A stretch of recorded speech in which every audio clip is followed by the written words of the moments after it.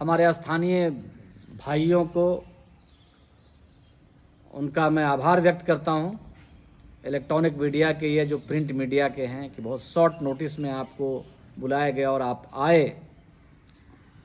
पहले तो यहाँ पर हम स्पष्ट करना चाहेंगे कि आज जो आपके समक्ष हम लोग हैं, एक राजनीतिक दल के कार्यकर्ता के हैसियत से नहीं, बल्कि अपने गांव के एक जिम्मेदार नागरिक के हैसियत से आपके बीच में उपस्थित हैं।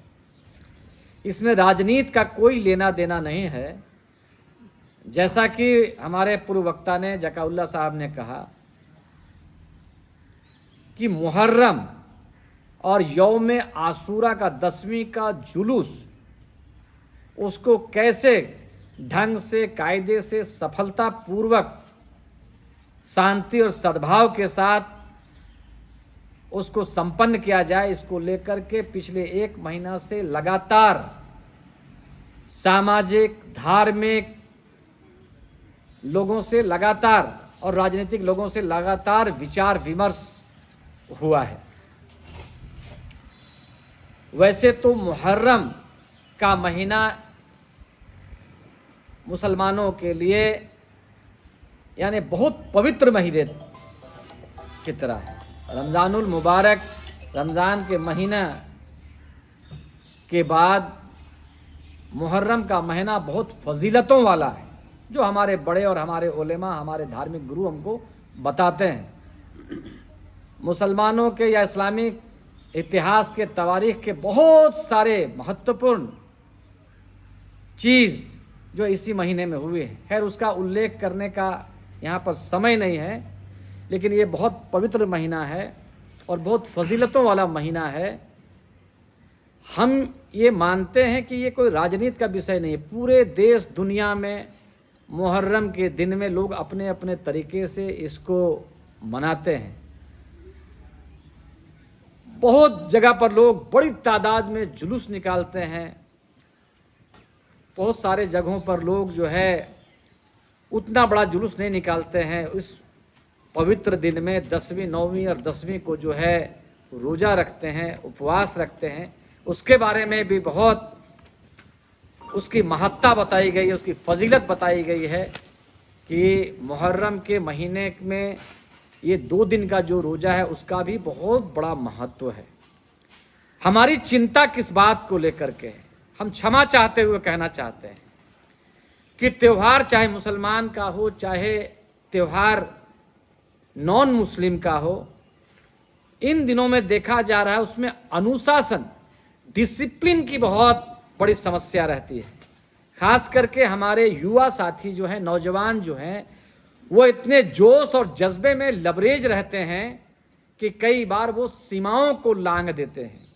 ये मुहर्रम में भी होता है, ये रामनवमी में भी होता है, और कई बार जिसको बड़े उल्लास के साथ या बहुत जोश और जज्बे के साथ हम लोग मनाने के लिए निकलते हैं, और दिखने में आता है कि अंत में कई दुखद समाचार आ जाते हैं।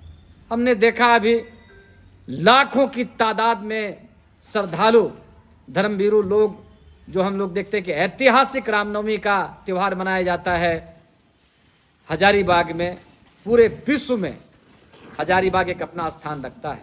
अभी जो जानकारी मिली कि सैकड़ों की तादाद में उसमें लोग जो है उनको परेशानी हुई, मैंने कई लोग घायल हुए, 2-4 लोगों की मृत्यु हो गई। उन चीज़ों से सबक लेकर के हम सभी लोगों को चाहिए, त्यौहार चाहे मुसलमान का हो, चाहे हिंदू का हो, चाहे किसी भी धर्म का हो, हम लोग ऐसी व्यवस्था करें कि जिसमें आम जनता को परेशानी नहीं हो, श्रद्धालुओं को परेशानी नहीं हो, कोई भी आदमी, किसी भी आदमी को नुकसान नहीं हो, और सरकार और प्रशासन के तरफ से जो बनाए गए गाइडलाइन जो हैं, दिशा निर्देश जो हैं, उनका अक्षरशः पालन करने का प्रयास कम से कम जरूर होना चाहिए, जो नहीं हो पाता है। अब हम लोग देखते हैं कि भाई ऐसे समय में हमको जुलूस निकालना चाहिए और उसको संपन्न करना चाहिए, जबकि बाकी सारे लोग आपके कर्तव्य को, आपके हुनर को, आपकी क्षमता को देखने के लिए प्रत्यक्षदर्शी के तौर पर उपस्थित रहते हैं।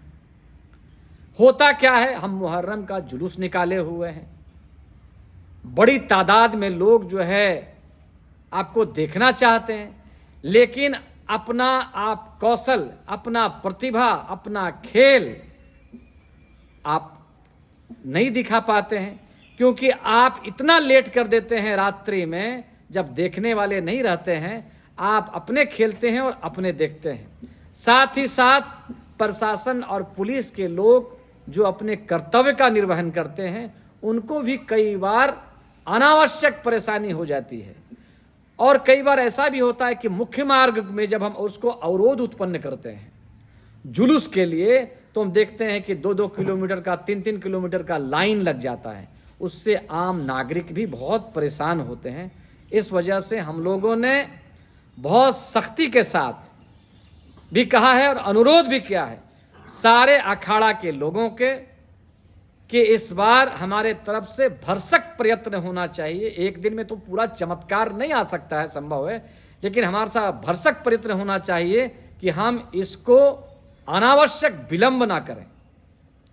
और हम देखते हैं कि जो झारखंड में एक परसेप्शन बना हुआ है कि जब जुलूस निकलता है तो लोड शेडिंग हो जाता है, बिजली काट दी जाती है, उसमें भी बीमार लोग हों, चाहे बूढ़े लोग हों, चाहे बच्चे हों, उनको परेशानी होती है। तो हम लोगों ने ये आग्रह किया है और ये निर्णय भी लिया है कि इसको हम लोग मध्य रात्रि तक किसी भी कीमत पर नहीं ले जाएं।